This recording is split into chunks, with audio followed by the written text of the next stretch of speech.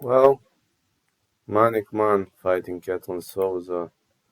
Manik Man lost to Josephine Knudsen, and I think she was thrown to the wolves too early.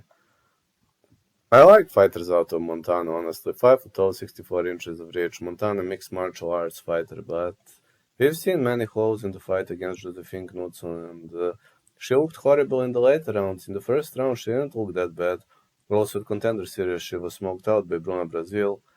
This chick has good grappling, but Katlyn Souza is just on a whole different level. 5'3", 63 inches of reach. Out of Team Felipe Regla, Manos Amazonas, Brazil.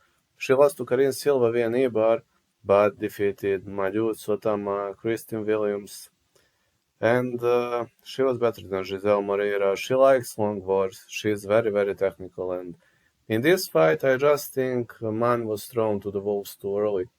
I'm a big fan of hers, but unfortunately, I think Souza is a better fighter, and especially if the bout gets dragged into the later rounds, so I'm going with Souza to win.